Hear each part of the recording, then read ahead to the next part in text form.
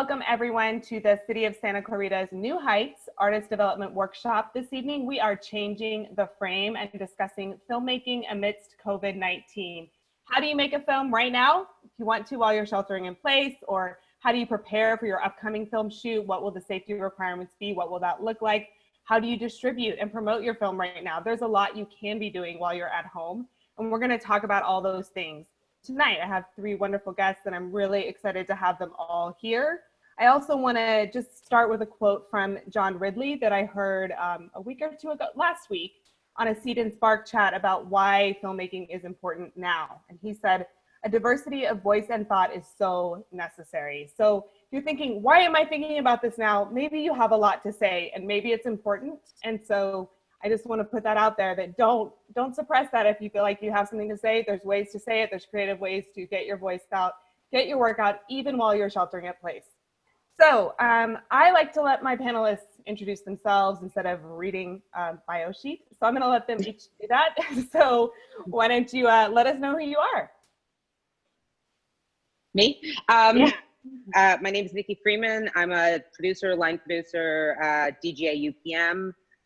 Been in the industry for 23 years, working in all facets from commercials, features, web series, TV, music videos. I've pretty much done it all. And I'm currently doing features and high budget web series. Nice. My name is Iram, and I am a filmmaker, independent filmmaker. That's where I've gotten my start. I come from Pakistan and Nigeria, and yeah, I've been making movies. My third feature was all set to be in competition at South by this year. So I've just been picking pieces of my heart since then. And yeah, I'm also kind of, my first TV pilot just got optioned by a studio, and I just got hired to break series and write another pilot. So these days I'm just grateful that I'm a hyphenate, because I'm able to write from home. Awesome. My name is Michael DiBiasio-Ornelas, actually just changed my name. I'm a writer and filmmaker from Brooklyn. Been doing it for over a decade now, also independent, working on my second feature right now. It's done, just waiting for festivals. That's called Sleepless. And then currently working on will probably be my third feature or my second, depending on the order that they come out, which is a 100% remote movie recorded during the viral outbreak called Stetson 10's Remote Therapist. Great, thank you. And I forgot to introduce myself. I'm moderating. I'm just here as moderator this evening. I'm Jen Fischer. I'm an independent film producer. I also am a film curator, and I am the co-founder of Think 10 Media Group, and we have started creating our first virtual reality and gaming experiences. So we're kind of glad we took that pivot right before, well, in March, we released our first VR experience, and we're developing games, so it's something we can do from home. So we've sort of pivoted from film into gaming right now. We may pivot back, but that's where we are right now. So lots of creativity happening on all fronts by all of you. So we're going to go through kind of pre-production, production, post-production. So we're going to start with, Nikki's going to talk a little bit about, if you are in pre-production, if you are looking to shoot soon, what do you need to know? What do you need to do? I get asked this a lot. So she's going to let us know what she's seeing and how you can be prepared. Yeah, so I've been writing budgets for features from 2 million to 10 million right now. And what we're looking at is adding testing, adding PPE, trying to figure out how to do social distancing with your crew, which is, as we all know, it's going to be challenging because there are just some places that you can't. We're really looking into wanting to add medical and mental health professionals, at least some sort of a hotline, because we know people are going to be very stressed out, worried, concerned. They're going back to work. And while this is still happening, one of the other things where Coyote has come up with this amazing hand washing station, and I'm sure the other production supply companies will be following suit. So having those on, one of the things I've added to the budget is shoppers for my crew so that they don't have to leave set and go shopping and buy anything. Those shoppers will go shop, pick up anything they need, deliver to set, clean it, and then go away. And the crew doesn't physically interact with the crew. You know, adding an additional craft service person so that nobody's reaching into a cooler for drinks. There's somebody serving them. Like, if you want snacks, they'll put together a plate and hand it to you. Nobody's hands are going into things. Just all of these things cost money that generally independent films do not have. And it's going to be a difficult process. But I think one of the interesting things is a lot of production financiers and studios are now looking to finance these smaller projects, just because if they have to shut down, it isn't going to break their bank. Like, you can shut down a $2 million project or a $5 million project. You know, they spend more than that on lunch for a month.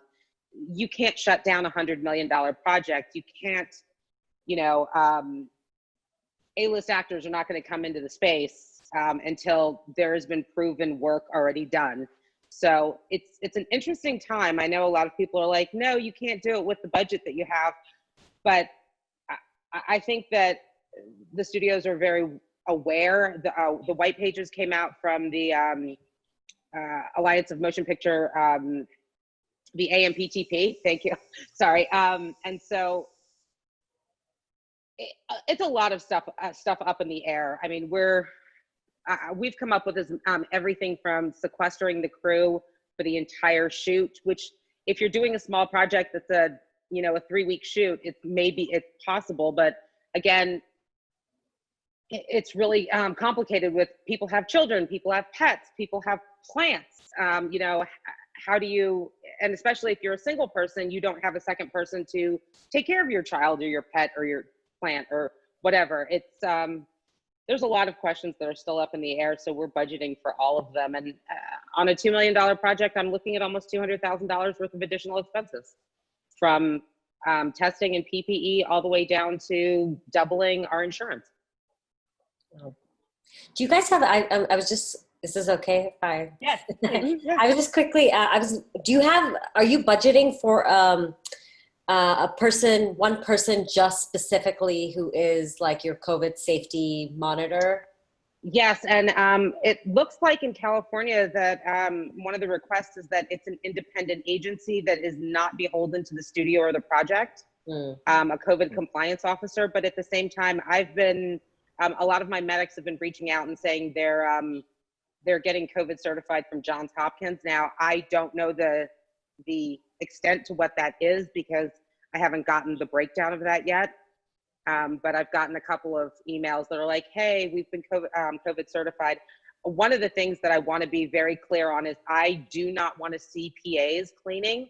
I want professional sanitation people. Like, I have budgeted that we have a sanitation crew come in and clean the set, the offices, the dressing rooms, hair and makeup and wardrobe every single day at the end of the day.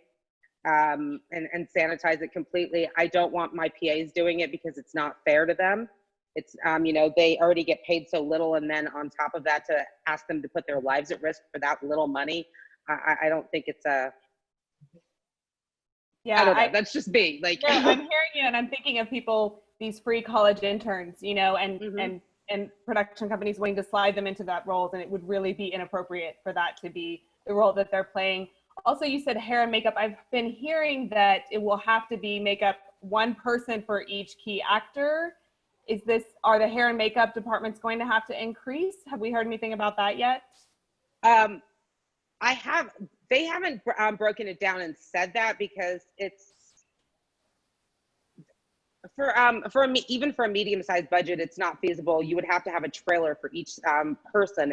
I mean, one of the things we've talked about is, what do you do with an actor once they're in full makeup? How do you put a mask on them? So we're talking about like sunglass looking face shields, so that at least nobody can, if they're speaking to them, will spit on them or anything.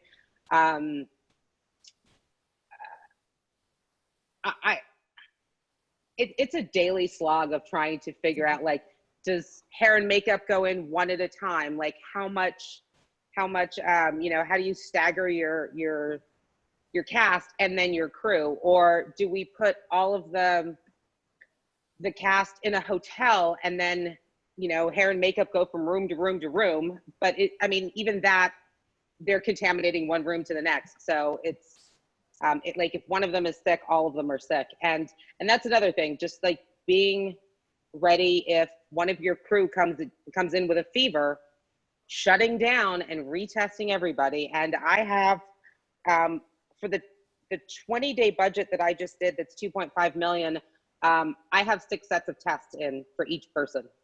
And we have a 40-person crew and 25 cast, and that does not include background. And so, but I'm still working on adding those tests in too. Like, what do we do with background? How many background can we have? And we have spoken to the director about, you know, filling spaces with, they're 6 feet apart, and then there's a person in the middle, and then hitting the lens so that it looks like it's more full than it is.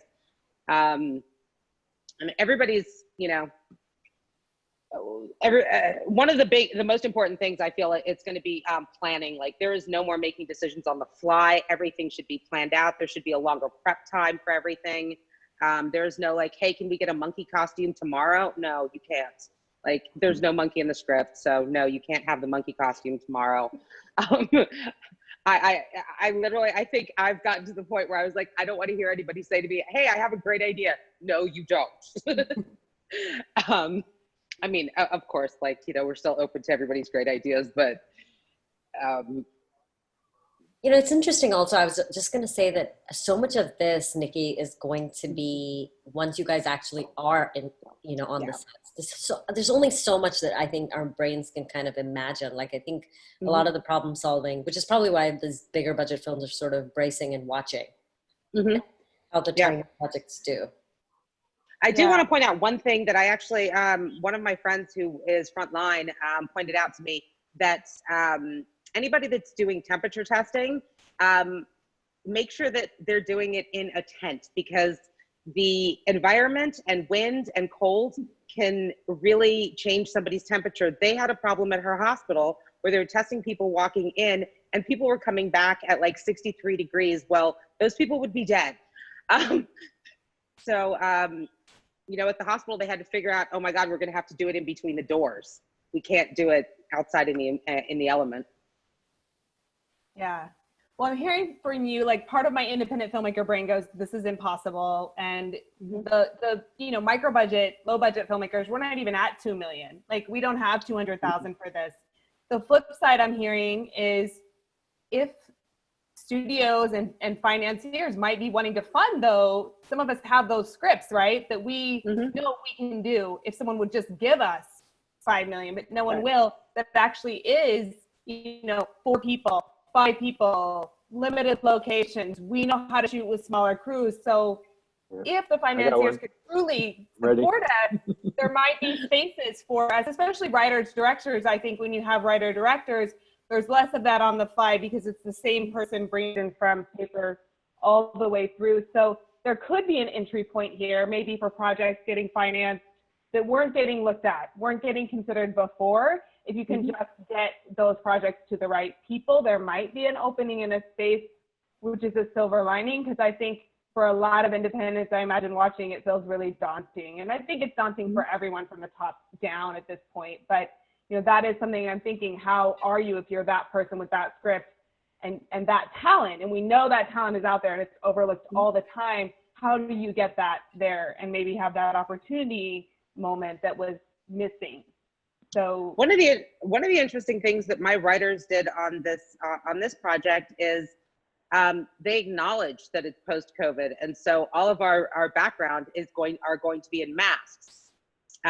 Because there's a couple of press conferences and then like giant meetings in the where there was supposed to be like 50 backgrounds, but they're just going to put them all in masks, so that it acknowledges that this movie has been shot post-COVID. This is, you know, part of a, I don't know if you really want to say post, because we're still in the middle of it until a vaccine comes out. So Yeah, well, thank you. Mhm. So, Michael, you're shooting something though, all remotely. So I'm sure there's some micro budget, low budget filmmakers out there. They're itching, they want to create, they want to do something. So I'm sure they'd love to hear, like, what is your approach? What is your technique? How are you doing this? I'm curious to know, how are you directing actors, like through a screen? I mean, I'm doing some online teaching as a teaching artist through a screen, and it has its moments where it's really challenging. So, you know, how are you approaching doing production while everyone's sheltering in place? Yeah, sure. So, it's interesting because it sounds like this has come up a little bit already, and it makes perfect sense, I think, when you think about it. But, especially those of us who have been on the ground doing the indie thing for a long time, like ingenuity is like has to be a part of our DNA. So it's like our whole way of thinking about everything. I mean, even everything like Nikki just went through, it's like the amount of mental gymnastics that we're used to is just like, for better or worse, is like warped our brains. So like, I don't know. And to be honest, like that being said, that sounds very like cut and dry, but when all this first started happening, I thankfully have a feature in the can right now, but I've been developing another one for years that I'm still hoping to make. And it's just like, there was just this like existential threat, it felt, when things started getting really serious, of like, what happens to filmmaking? And like you said, what happens to independent filmmaking? And, I think somewhere in the madness of like having a newborn and like going through like sleep deprivation and like this perceived and actual existential threat to like life, and then reason for living, being creativity, I just started trying to apply that mindset to the situation, and honestly, like, again, it's the same and it's different. Like the same is, okay, on a normal day, pre-COVID, it's what do I do with what I have right now, and how do I like get the most I can get out of every hour, dollar, location, every last thing. Like, how do I do the most I can? Where's that line, from every micro decision and every like macro decision? And so I literally just started, like, I had a couple of ideas, like, kind of in my folder that felt like they were adaptable to, like, shooting remotely. And I took one and I started, messing around with it. And then I tried to think about it from the complete opposite angle, in terms of, like, the Stetson 10s was written in a Google Sheet. Like, it was written, like, the script and the production document and like everything was on tabs in one sheet that was sent transparently to everyone involved. They knew every detail was there. It's like an introduction from me, and then so on and so forth. I don't want to spend too much time in the conversation going too much into detail, but to answer the specific questions, it's like, we take the experience that we have, and we take that mindset of like, do what you can with what you have. And with this project, I just thought, okay, like, the idea that occurred to me is, there's a character, like character. It's a comedy. I think that makes it a little easier as well. And he's a remote therapist who thinks that he's uniquely positioned to really help right now. And he's got a little bit of a, Michael Scott doesn't completely, know that he's a little bit of the joke himself. And then from there, I had made a short film, experimental short film 2 years ago that was literally just a day in the life of a park bench. And like, I needed to direct something, and I thought, let me go to the Prospect Park near where I live, set up a single static shot, and improvise scenes with talented actors, and just have them come in, do their scene, and come out, and then just hard cut between them. Like I said, that was experimental. It took me 2 years in my spare time. I spent like maybe $1,000 or $2,000 in savings over time. what I learned from that is to relax a little bit. I'm a writer director. I like to write my scripts. I am less precious than I was, 10, 15 years ago. And so I, as part of that whole thing about like what we learn over time and how we learn to utilize every asset, like it's also about collaboration and like the people that you work with. So just to wrap up really quickly, what I learned from that short and what we did with Stetson 10s, which is, again, it's probably a feature, we don't know until the edit comes through, is I wrote the story. It's again, like the story notes are in cells in a sheet. And then it's like, this is the setup, this is your character. And I almost every role, I had someone specific in mind that I had worked with who I felt was talented enough to go most of the way on their own with the performance, and then just take all the best stuff and put it together. That being said, my good friend Bradley True, who was my co-director on the project, again, intentionally asked him if he would play Stetson, the main character, and asked him if, as we recorded all of these scenes in Zoom to intercut later into the story, if he would sort of direct on the fly and around like the meeting like we're having now. And I was just like, just do the best you can. Like we have like 12 scenes. We can always cut to somebody else. It was very collaborative, very, it's easier to do this in an experimental way, which is, I think, the real point and the real answer to your question, which you brought up before, is, especially when the stakes are so low and the limitations are so strict, like, do it. I'm sorry, I don't know if I can swear. Just do it.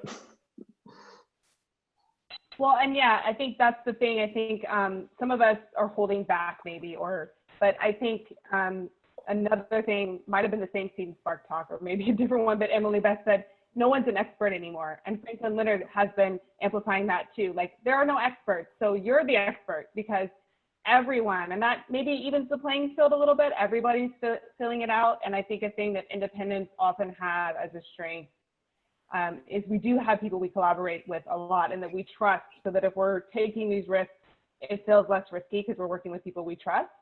And even larger directors do that. I mean, Martin Scorsese, how many times does he reuse someone? It's like he could use someone else, and I'm sure a lot of actors wish he would and give someone else a try, but it's because it's less work for him. He trusts them. He knows what he's going to get. So I think that that's another thing indie filmmakers or strength that we have, is often our network and the collaborators and the relationships we've built. So you have a film done, and you're supposed to be at South by, or you're supposed to be at whatever other amazing festival you were supposed to premiere at, and the plans are different, and you're having to navigate distributing your film, networking, promoting your film, figuring out what's next for your film in this very, very difficult time. So my heart just broke. I have to tell you, when I heard, my heart just broke for you, because I know this film, and I love this film. So what can filmmakers do? It's been hard. By the way, I mean, Michael, that's amazing to hear. I just want to continue hearing him. I was like, was it all like video? Did you ever like ship cameras and have like people just sort of record like in their living room? Yeah, no, that's a really great, it's so funny. Like filmmakers, whenever like I talk about other filmmakers, they're like, but did you do this? And I'm like, yeah, we did. Almost everyone was able to do it. And we gave them some examples. So like my first feature was actually 30% of it was fourth wall. So we did a lot of scenes where the character was delivering a monologue fourth wall, but then we cut away to get back into the reality of the film. And so I sent them frames from that as examples and said, hey, if you could just like set your phone up, if you have a tripod, great. If you don't, just give us a high resolution cutaway and then just upload it to this Google Drive folder. And almost everyone was able to do that. I see. So bouncing off of that, I'm actually remotely directing a segment for the Chronicle project that Ellen Kuras is doing. It's a documentary chronicling what's going on in COVID all over the world. So I'm kind of like so I have DPs in Pakistan whoever feels safe, however safe, I'm sort of giving them, what I would like to see. And then they're just uploading those shots. So I'm kind of remotely directing a doc. I'm not a documentary filmmaker, but they asked me for my vision on the small segments, so I'm doing that. But yeah, it's been heartbreak galore. I was barely coming out of postpartum depression. So unlike you, Michael, I'm that part of the new parent model that actually has to deliver the child. So I was just kind of, first child. And the South by news, I remember I found out I was in South by when I was 39 weeks pregnant. Wow. And I had called my husband and he was like, oh my God, did your water break? Because I couldn't say it on the phone.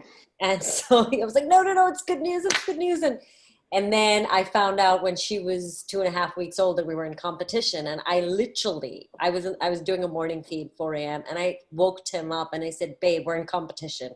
And I looked at him because he's been with me. I came to this country from Pakistan. I was an engineer. He saw me, my entire struggles to become a filmmaker. And I said to him, this is all I wanted. This is all I've wanted. I wanted to be at an A-list festival in competition. I don't care if we win. I don't care.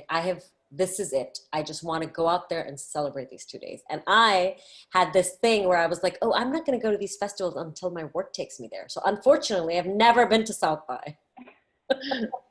And, I went to Sundance because I had edited something. I've been a serial Sundance reject. And so, this was like a big thing. I felt like I always saw myself in this like echelon of like filmmakers. And I finally was there. I was finally going to be a part of this club and whatever the things are that we think of. So right after that happened, it was very interesting because, immediately I organized like a happy hour for all South by filmmakers. So March 10th, everybody was counting the quarantine from March 10th because that's when I had organized this big thing. We were all like in this building together at that point being like, why did they have to cancel it? Isn't that bad? And of course, within a week, we're like, oh my God, thank God they canceled it. It's just our film, but public life is more important. And, all of us were writing op-eds. Everybody wanted to talk to us. Nobody really cared about our films, really. I mean, I shouldn't say that, but a lot of people just like, oh my God, what's happening? What are you doing? So a bunch of us, to answer your question, Jen, some people just completely pulled sales and press and were like, we don't want to, there's no oxygen for press right now. It doesn't seem appropriate, whatever. Our project, my publicist said, no, this is a time when there's actually pity in the press and they will actually cover these films because they feel bad. And you have a 2-week window. We don't know what it's going to look like in terms of the next 3-4 months. It's not like, and I agreed with her because I'm like, it's not like September, say if we open up even as early as September, everybody's going to be like, South by, where are the South by filmmakers? I mean, there's so much like jammed, like, log jam going on. And so I was with her. I said, you know what? I felt like I was, being flown across this battlefield, like in this amazing, cushy, like net of South by, where, as an indie filmmaker, you push this boulder up a rock and you're finally there. But suddenly now you look up and the mountain became even steeper and like twice as long. And so I felt that beautiful, like cushy thing that was flying us over a war zone broke. And suddenly we were all just looking at each other and running for cover. And that's exactly, everybody was like, let's just take what we can. Some people, I wasn't the fortunate person to have like a big agency behind me. So the people with the agencies are like, oh, we're just going to wait for Toronto, or we're just going to wait for next year. I was like, listen, and I've written an op-ed that I'll share with you if you want to like with this. I said, a person of color, a film about like a Muslim cop, actually, ironically, it's timely again because it's about a cop and stuff. But I was like, it's not like all these festivals are dying to program us. We finally hit the lottery. And I don't know if lightning is going to strike twice at the same place. So I'm just going to go try and get whatever I can. So we got a ton of press, really good reviews, minus, the couple that are usually, not everybody loves your film, but overwhelmingly positive. But then sales, like everybody was like, oh, everyone's dying for sales because the production pipelines are disrupted. Big misnomer. No, it's a buyer's market. All these like big streaming giants, they're fine up until 2021, late 20. They're not like dying to acquire right now. That's what I think. I'm curious to see what Nikki has to say on that, being on the inside with a lot of these streamers and doing those budgets. But at least what sales, talking to all my other friends. So the good thing is that I don't think competition directors are ever this close as they have been in terms of South by. We're all just like, immediately there were like text chains and email chains and what are you doing? What are you doing? A bunch of us even shared our links privately, and so many other people are just getting digital offers. which is fine, but like no or very low advances for these films. So you know how like we as independent filmmakers, it's so much about it is the buzz and the bidding war and whatever. All of that was taken away, right? So it's like, okay, well, what can you create? Who's even listening? Blah. So I have decided the press happened, but then there's a second round of press that happens when you release. So we've had a couple of offers, but I decided to hold because my investors are not breathing down my neck. And I think this production pipeline thing, I'm curious. Here's the thing. There are two things. I think there's a lot of content out there. And I also think people are thinking, oh, but we're going to go back to production. Based on what Nikki's saying, what I think that they're really going to understand how much of production they could go back to. So my analysis is that there's going to be a level of budget that they're just not going to be able to get content from. So and that's when there's going to be open slots. And so waiting makes sense. So what we were thinking is production pipeline, it will hit because they will realize, it's not that easy. So I've decided to basically hold on that. There's a second flip side to this, which is that films like mine really survive on community engagement screenings. And the irony is, with my first feature, I didn't even have that. I just had seed money and I would go and rent a theater and then make a bunch of money to rent a second theater. And I distributed the film in 31 cities across the world myself. And then we got a Netflix deal because I'm insane like that. But this one, I actually have money. We won the Women in Film Finishing Fund Award, and my hands are tied. I can't even I have so much built audience based on my first few features. So I'm holding off. We're in consideration with this really prestigious sort of theater movement. So they have partnered with theaters like the Roxy and Montclair, like theaters that have cinephile audience attached to them. So my hope is that, let's see, I know that some theaters are planning to open, kind of like this whole production is planning to start. Some theaters are planning to open in July. So I'm kind of cautiously watching. So I'm already building my alliances because I'm cautiously watching, because if there is a situation where there's a way to do some screenings and hybrid models where there's virtual and some people in the theater and then a Q&A, I might do that. I might do that in 15 cities across the US and then just put it on these digital offers. That'll only be US though, not the world. But that's one thing. The other thing is to reapproach these streaming giants like in the fall and be like, hey, can this be a Netflix original or a Hulu original? Or, and I mean, they don't really buy, but really it's Netflix and Amazon you're looking at. So that's kind of where I am right now. And I've been like all of you probably like attending every webinar I can on distribution. And this is what I've been able to, accumulate. Also, like theaters like ArcLight are actually open to sort of like splitting revs with like independent filmmakers, so maybe you have opportunities for programming because they're like, if the big films are holding, we have theater. If they end up opening, that is another opportunity as independent filmmakers, is be like, if I can partner with ArcLight and Angelica and whatever, and even if it's like 50% capacity or 25%, but if I can like multiply the quantity of theaters, I might be able to generate the same box office being safe. So those are my also, there's a lot of drive-ins are opening, which are very interesting programming because, again, a lot of the larger films are not distributing, and they're not distributing digitally either because they're, afraid of ruining their relationships with the theaters. So people are holding their projects, and these drive-ins are looking for content. And, what a great place you've got an audience. They're in their car, of course, so a Q&A is a little bit difficult, but it's an alternate option. I driving to come back, right? Who knew? Kind of romantic. I agree with you, though.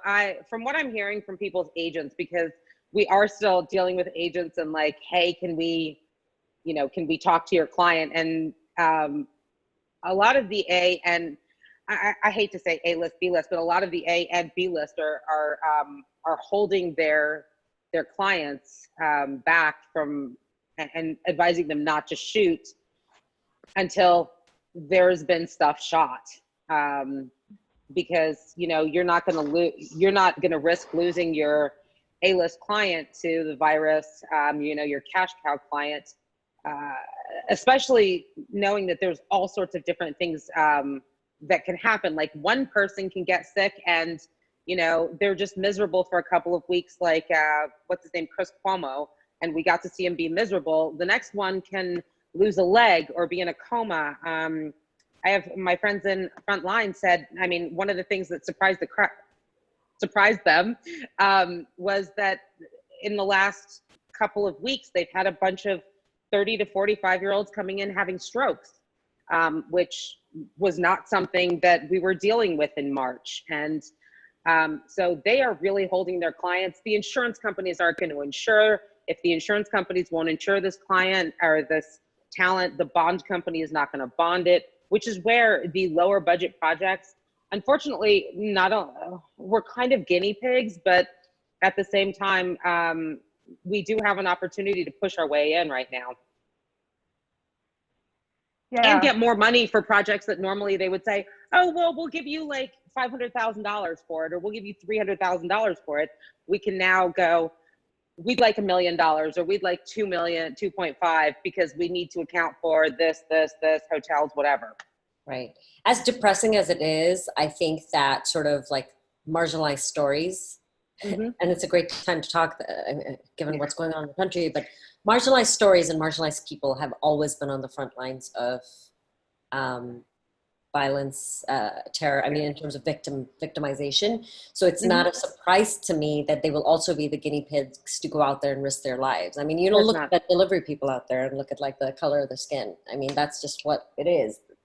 And I agree with you. I think it's about turning things around in terms of reframing it as an opportunity. But again, always making sure you feel safe and that people who are, everybody who's opting in is okay. So, because for me as a responsibility in theaters, I'm like, that's why I'm like, I just kind of want to wait and see, are people going? Yeah. And there's a talk of a second wave. So I literally might have like a month where I can do this. So I don't know. And that talk of the second wave is the other place where sales are going to happen, because if nothing else is filming, they are going to run out of content, because they are flooding their channels with the content that they had prepped. They will run out of content and start asking for different content from different voices just to fill up their spaces. I'm targeting a September, October. I'm targeting starting to talk to buyers in like July, August with a delivery for October, if I can time it. But I mean, again, like these are all just strategies. Who knows what the future holds? So one thing that made me think of is if you're a filmmaker and you have a feature and maybe you did you've got it on Vimeo, you've got it on Amazon, but it's pretty fresh, it got good reviews, it had a good festival circuit a year or two ago, should you pull it from those and do a big push in September and actually try to get your money? Because we all know no one's getting money off of Amazon. I mean, you know, any filmmakers are not making money from their 20 cents per click. Or is that too risky? I mean, if it's fresh, if it's new, if it's high quality, had a good festival run, but just didn't get bought in a different marketplace, do you think a filmmaker that's in that position might want to talk to people and consider giving it another go? It can't be. I would do that. I think that's smart. Yeah. I mean, pull it from one, give it to the other. And, you know, HBO Max just released. I can't remember who else is releasing their app and their digital streaming service. So there's a lot of content that is going to be needed. And honestly, I really think that's where marginalized voices are going to come in. And especially people who have, and you know, with what's going on today, not just COVID, but with what's going on today, I think there's going to be a huge push for, from the I don't know, people of color community, the diverse community, to say we want to see stories that are about us where we are not the stereotype in the box that you've put us in. Like, you know, Black people are not the criminal, Muslim people are not the terrorists. We want to see a story about them that isn't about the stereotype. I want to see, you know, an Asian person who is not the tech geek, you know. I want him to be the big love. I mean, obviously Crazy Rich Asians, but, you know, I want to see more of those stories than I want to see, you know, constantly perpetuation of the stereotype. Yeah, and something Stanch Cox said on a talk I was on at the beginning of this was also that, you know, 4 or 5 weeks in, if you like my kids are mixed race, 4 or 5 weeks in, you've already watched everything that was made for you, actually. Like, it's already done, Like, there's still plenty of content featuring people that look like me, but for something for my kids is relevant. And it's already, like, you're home this much. We're doing movie night every night sometimes because, and so you've already run out. So I think that pipeline is even shorter and smaller. So I think if you're one of those filmmakers that has those stories, that has those films, and they've been sitting on Amazon making you nothing, or you've been waiting and trying to get a deal, you might have a new opportunity. That's the right corner.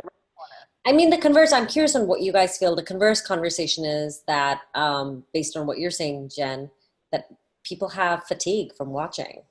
They have like screen fatigue and stuff. Like, do you feel like, because that's one thing I worry about is like, well, if I'm waiting, what if at that point people are like, yeah, screw films, I don't want to watch films.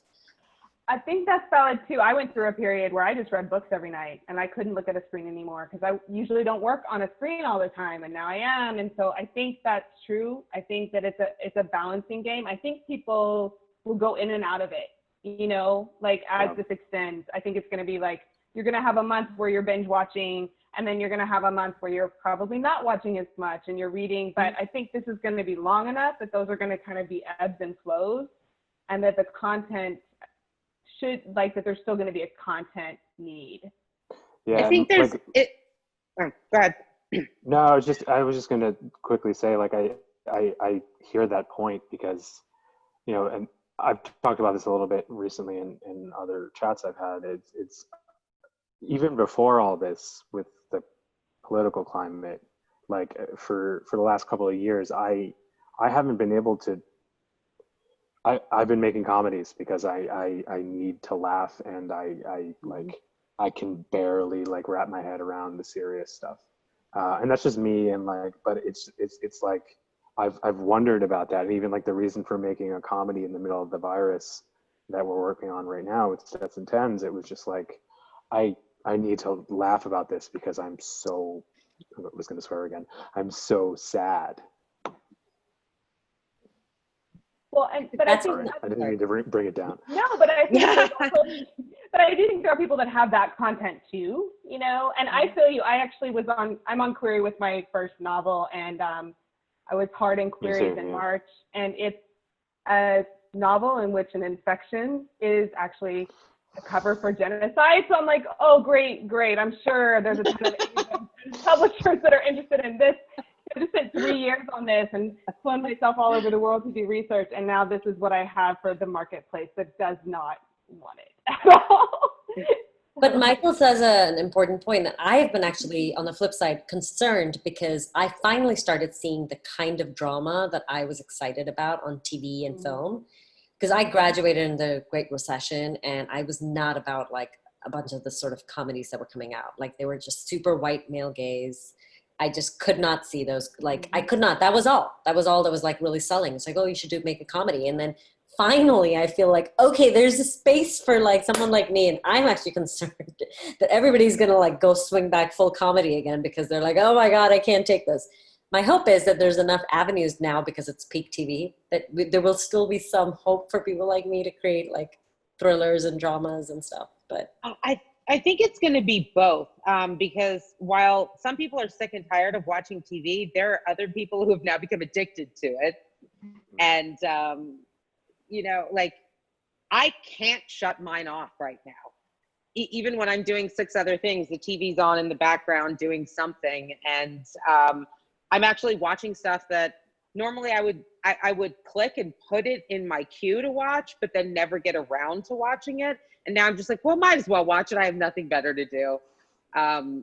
So I'm watching stuff that may have just sat in the queue for a long time.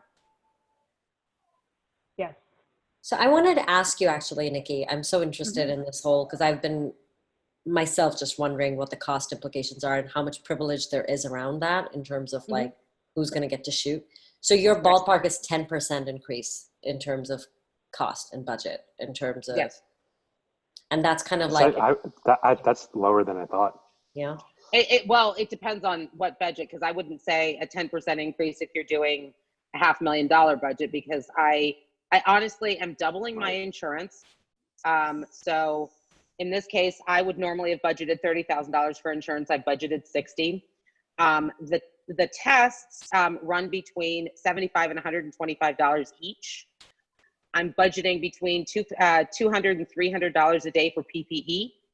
And that's because I know how hot it is to shoot.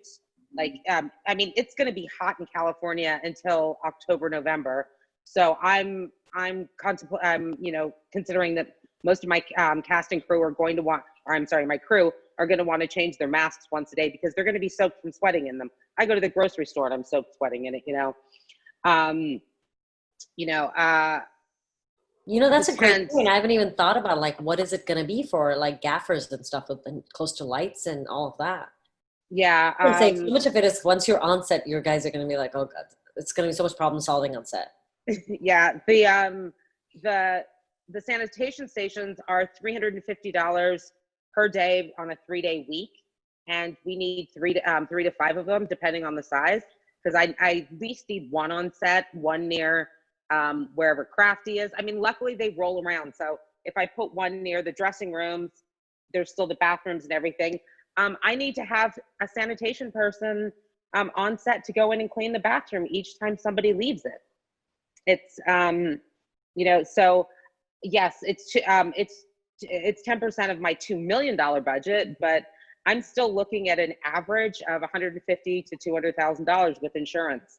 And the testing is super important because, and here's one of the, workman's comp has not come back with any rules or any regulations. And they're like, we'll just cover it like anything else. But I know dealing with workman's comp that their main play is not to pay. I mean, I had a kid that broke his ankle on set. He stepped into a gopher hole, broke his ankle, the bone came out of his leg. And they were like, are you sure he broke it on set? Yeah, I'm pretty sure. But they still questioned me over and over again and still tried to say, well, are you sure it wasn't broken when he came to work? You're not showing up on set with a bone sticking out of your leg. I mean, so, which is one of the reasons that I'm really adamant on testing everybody, because that way I can say, well, this person was not sick before they started on this job. And then you're not doing and I have proof testing. of that. But you're not, you said that for a 20-day shoot, you have 6 tests per person. So you guys aren't doing daily testing. No.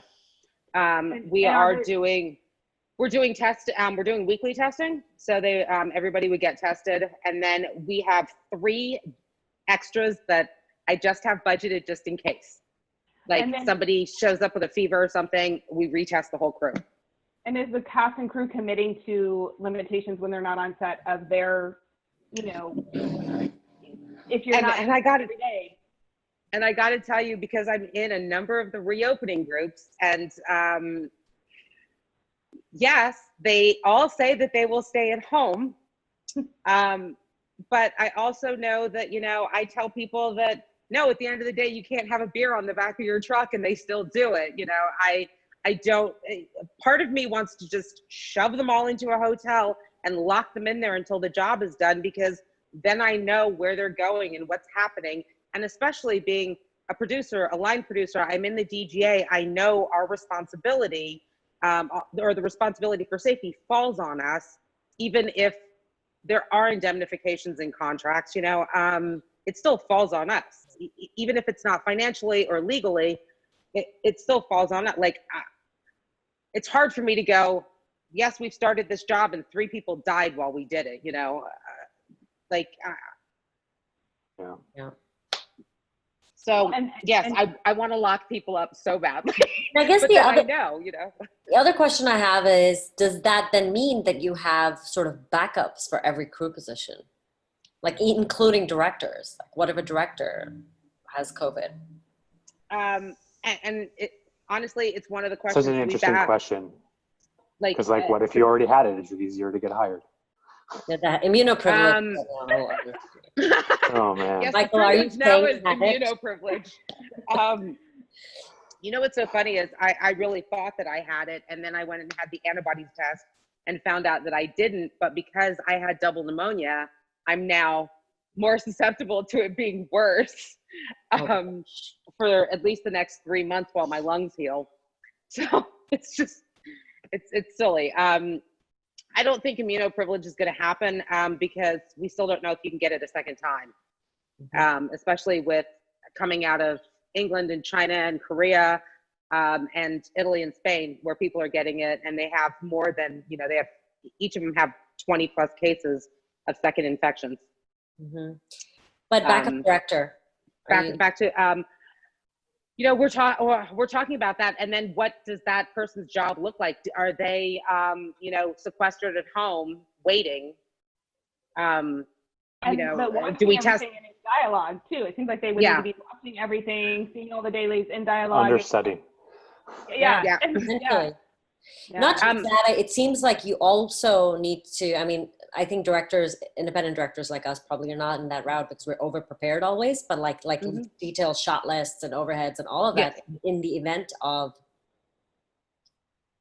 Yeah, but we need those, like I've said to everybody, we need all of that anyway. I want, even on a lower budget film, I want to see like boards as much as possible so we know what we're doing. Like, I want every shot thought out. I want the director and, the production team and to go through, is there anything else in here you need? Are you going to decide you want, a shark costume all of a sudden? Like, just sit there and think about every single shot and how you want it and any quirky, weird stuff you want to add, because if we're going to do anything, we need to add it at the beginning. There are certain things that are easy to bring in, extra lenses, additional equipment because it can be cleaned because it's hard equipment. Bringing in costumes is not easy. I don't know what they're, how clean they are. They have to go to the dry cleaner when we pick them up. Are you also having higher visual effects in your budgets, like just post? Well, the two projects that I'm doing don't have a lot of visual effects because they're very much like talking head projects.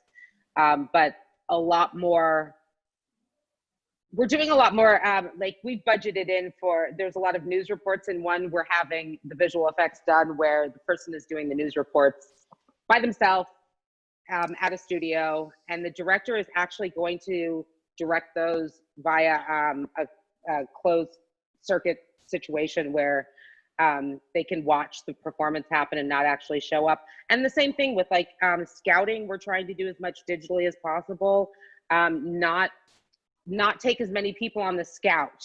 Normally, I would go, the producer would go, director would go, gaffer, key grip, DP, sound, and all of these people. We're trying to eliminate as many of those people to go as possible or to stagger them. Self-drives instead of getting a van. A lot of casting done on tape or directed like on video. So when is your first thing slated to shoot? I'm so curious on how. We're looking at trying to shoot in end of September, October. Which, it goes up and down. Like one day we're like, hey, we're reopening in July, so this is possible. And then the next day we're like, yeah, nobody's doing anything. I mean, honestly, I'm trying to shoot it before they start slotting in bigger productions at studios, because it would really help if I could shoot this on stage instead of on location. Right. It's easier to kind of contain it, and sanitize and everything. Well, and you can probably get a stage for much cheaper because nothing's happening. So. Yeah, and it's a benefit for the studio because, hey, look, we've just shot on your stage and we've shown everybody how to keep it clean and work it, and people are going to want to talk to you. So for filmmakers, I don't want more people talking to me. It's going to be a process. I think, like everyone here has said, it's going to be a process, and until it starts happening, no one's going to know, and it's probably going to have lots of ups and downs. So while filmmakers are at home right now, getting antsy, getting anxious, what are some online resources and tools, that the filmmakers can use to increase their skill sets and network, to build community? I mean, I see both of my writer directors, I see you talking to your communities right now online, and it's like, that's great. You have to do it. You can't just stop. Now, be appropriate about it. Be respectful of everything that's happening, but you can't just not talk to your community. And probably your community wants to hear from you. They're stuck at home. So what can filmmakers do right now so that they can, you know, make the most of their time if they want to, if they've got that capacity? Okay, well, I'll speak for the for producers and the production team. I personally am taking media law at NYU on their digital, it's edx.org. So there's a lot of the Ivies and stuff that are doing digital classes. So I'm taking media law and history of Hollywood from Penn State. I mean, by the time we're done, I'm going to have like classes from all of the Ivies. These little Another certificates. major. I went to Harvard for this and Yale for this, and they're free. A lot of them are free. Like the classes I'm taking are free. You can take the class, and also media services. The payroll company has a lot of webinars on payroll processing and how to use their software. Entertainment partners have a labor guide. I keep telling producers, start reading the basic agreements that you normally let your line producer deal with, so that you know exactly what you're responsible for. The various unions have, the DGA especially has some really great talks with directors. If you want to like watch those, they're these little snippets of 15 minutes to an hour talks with directors. It's on their website. And then I would say start reaching out to people that you know, that you admire, or that you would like to ask questions to on social media, because they have nothing but time right now. And they're actually answering their social media for the first time. Mm-hmm. I was going to piggyback on that. So I've also taken a free class. It's called The Art of Negotiation from Yale, and modern poetry and other things. So definitely do that. I do think this is a great time to, you know, learn that Photoshop, learn that Premiere, you know, just get like a video online and sharpen your skills in writing. Like, I mean, the thing is, first and foremost, take care of the source of your creativity. So meditate, work out, you know, talk to a loved one, whatever you need to do. I also feel like when this started, there was this very sort of insensitive, like, this is a great time to write that script sort of pressure. Yeah. I was just kind of like, how is this the great time? I remember this meme of this guy who was in this like boat that was about to capsize and was trying to like survive. And it said, oh, great time to write a script. And I was just kind of like, you know, it's not necessarily, you know, I have ties to Pakistan, and I keep saying, you know, my sister is like, you know, her driver, and like those people, like some of them don't have water. Like people say, oh, wash hands. I'm like, well, what about people who don't have water? So this reality has really, and I'm an activist. And so for me, I think the first month I just could not get myself to create. And that's when I started saying, okay, you know what, I'm just going to learn. So I did all these like classes, but I do think like then when you feel healthy enough, I would say do these classes, reach out to sharpen your skills, whatever those things are that you've always felt like you needed to do, do it. I think learning, actually talking to Michael, I'm feeling now, there are all these actors who I'm always like, I wish I had a role for this person. Maybe these guys are going to be game, and I'm just going to start directing these scenes to keep my directing, you know, sort of sharp. And I think it is important. I will say I agree with what Nikki's saying. So many people have offered Zoom. Like, I know you have to be like conscientious about aggressively networking, but a lot of people at this time kind of want to feel productive, and jumping on a 20 to 30 minute Zoom, they're willing to do. So I would say do that. But again, all the caveat is, first and foremost, make sure you're healthy emotionally. Do not put pressure to create on yourself. But, you know, fix the reels, fix the websites, all those things that you never have time to do those things. Also, a lot of actors are trying to update their reels, and I have a couple of friends who are directors that are directing them in readings.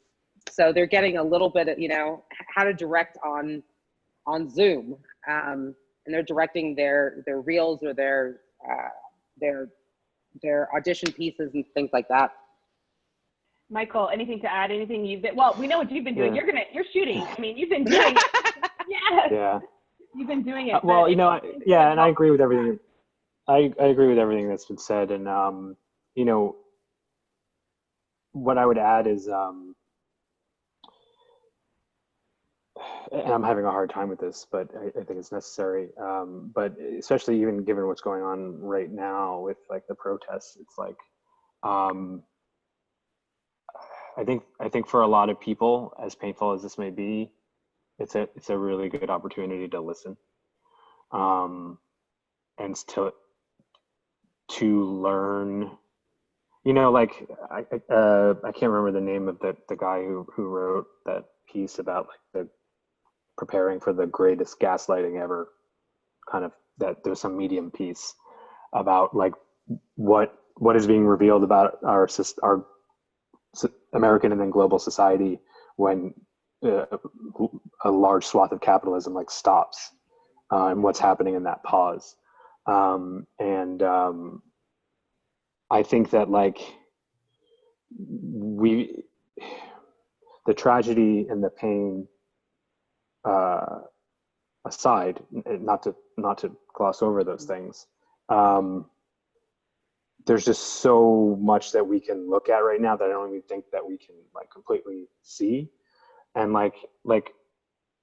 so it's just, you know, Jen, you were talking about working on your book, and like I have a book that I'm working on too, and like been an avid reader all my life, and there's just so many things that are happening right now that like are from all sorts of science fiction novels that like I've read over the years, and in a good as or inevitable, as well as a scary or a bad sense. So it's like I just like I've had the thought as well. It's like I don't think that our society is going to be completely different when this, you know, maybe the vaccine comes out, you know, maybe we get out of this really dark period in American history. But like, I don't know. It's like I wonder like if storytelling itself will change a little bit. You know, like you're working in VR, and like I've often had the thought of like, what is that going to like are films and VR going to be the same thing in 10 years? You know, what does that look like? I can't quite understand that right now, but like, so I mean, it's a really hard thing for me to do. It's like one of the hardest things for me to do is to be patient and like wait and listen. I think it's a mix of doing that and the other things that we're talking about. It's like one thing that I would really love to impress upon people in the context of this question that I've stubbornly learned over many years is to like even go back to what Iram was talking about with South by and that whole like journey. Is just like always be working on a few different things, and like as much as possible try to detach from the outcomes and remember that like this is about creativity, and like we do this for a very pure reason. That may get diluted, we may get distracted, that's fine, but like that's really what it's about. And like we're trying to connect with the people who are watching the things that we're making. The people that are watching the things that we're making are trying to connect with us, and that's the loop that we have to keep working on. And you can do that every day in whatever way that you can, and it can be a big thing, it can be a small thing. It's just like every day it's a different kind of imperative to gauge like what I'm going to do. And sometimes it's hard, and sometimes you fail, and just try again. Yeah, absolutely. One of the things I discovered that you made me think of is that I actually love process. Like I love process, and I don't actually care about outcomes, and it's really weird. And I've had other people say to me, I can't believe you just gave someone that idea. That's a great idea. And I'm like, yeah, but I'm not going to probably make it. I don't care. If they go and they make it and it's wonderful, like good on them. I don't need to like whatever. And then I just kind of realized I used to see it as a weakness, like, and it's like, no, it's okay to say I love process. And so one of the things I'm working on accepting with my novel is like, I grew so much, spending 5 years researching genocide and researching nonviolent resistance. Like I grew so much. And if that's all that book series, these 250,000 words, if all it is for the growth that I went through as a creator, then that can be enough. And accepting that, like learning that acceptance, like that can be enough, because it also influences everything I do, every creative project I do, every person I interact with. Like I'm bringing that knowledge and that understanding of the world. So letting myself off the hook, you know, and not saying I have to produce, I have to make all this stuff. It's like sometimes the process, the learning, the growth, give yourself a pass, you know, do the things that you have the energy to do, but give yourself a pass too. I was going to say, it's so beautiful. Michael, you really inspired me. Thank you for saying that. We as artists, we're special. And I think we are made for moments like this. A lot of people look to us for inspiration. And I think the reason that the artists that we absolutely love exist is because they have learned how to sort of purely reflect and let truth go seep through them. And I think that the more pure we are, the more beautiful our art will be whenever it comes out. So I agree with you. I think just being still and being fully present in this moment is important. I was saying to Heather, who's an EP on the film, Heather Ray, and, you know, she posted something and I said, you know, I feel like my entire life, the way I meditate, the way I've taken care of my health, my hygiene, everything was preparing me for this moment of survival. You know, how balanced were you? How good were you with your relationships? You know, this is a moment to work on self. This is a moment to reprioritize, right? This is a moment where how strangely and scarily beautiful is it that any random person on their street, their health affects mine. So therefore I must care for them. What a sort of top-down way of telling people. It's sort of been an equalizer and an unequalizer, but so many things. Somebody just posted today and they said, oh, some people want to say 2020 is a wash and write it off, but I want to say, what if 2020 is one of the most beautiful years because it is making us face reality, whether it's pollution, whether it's racism, whether it's whatever. And so I agree with you, Michael. This is a time, especially as young filmmakers, just be present. Don't run to create, just absorb, you know, because if you are a true artist, it will bubble up at the right time in the right manner. I would also like to point out, just because of a number of conversations I've had this week, try to be present if you're going to create something, try to be present in your reality instead of somebody else's. And I don't want to get into a whole black-white thing, but I've had 4 white filmmakers tell me that they want to make a documentary about Black Lives Matter. And I'm like, it's just, can you not like, and especially, can you not come at me right now? Like, as much as it's hard to understand, there's a whole trauma right now that I don't want to talk to you about your project. I don't want to talk to you about your great idea because I'm trying to deal with me. I'm trying to deal with my sadness. I'm trying to deal, like I went to Trader Joe's today and I had a panic attack because there were so many people around me and I just didn't know what was gonna, like, it's Trader Joe's. Nothing's gonna happen in Trader Joe's, but then again, you never know what's gonna happen anywhere. And everybody has a mask on. And so you can't see people's faces and you don't know what's going on under the mask. And, you know, like, enjoy being in the house, and it's completely okay if you want to lay on the couch for 3 days and do absolutely nothing. Like, if that's what you want to do it. Don't feel the need to do something. We got our New York tax application. Like, finally they said it's complete. And since that email, I have not worked today. I was like, I am going to celebrate today. This has been such a painful experience. I'm sure Michael is being a New York filmmaker. It's been hard. So yeah, I agree. I think allow yourself to binge watch things. Allow yourself to like snuggle with your baby. Don't feel guilty. Because the other thing is life is too short. If this is a reminder of anything, it is life is too short. And create art because you want to, not because you have to. Well, I was going to ask for your takeaways for filmmakers, but I think we just did that. We just did that.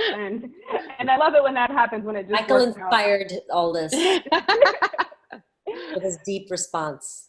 Well, and it is what we do as artists. You know, we're diving deep, and that requires a lot of self-care and a lot of awareness of our own vulnerabilities and our own, you know, preconceived notions. So, you know, give yourself what you need to dive deep, because it will only make the art better, whether it's deep art or comedy. I mean, some of the most deep stuff I've seen is comedy that's done really well. So, you know, whatever it is, we have to take care of ourselves first and of each other, you know. It's not good enough to do comedy. I can't do comedy. Too hard. But I feel like that's going to be really important as well, even when we get back to filmmaking. Like, it's not just about, it's about your entire crew now. It's not just your house. Like, you don't want to get the makeup person sick, or, you know, your director sick.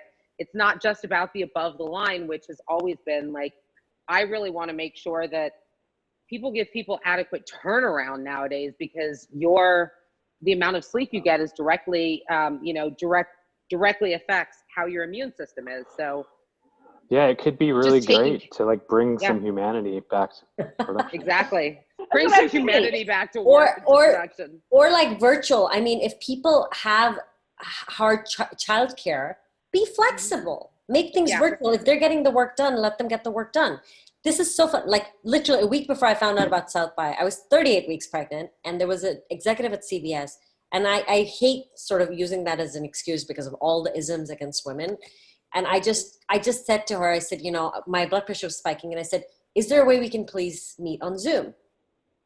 And it was a general, and they said, oh no, you know, just feel better. We'll see you in like April.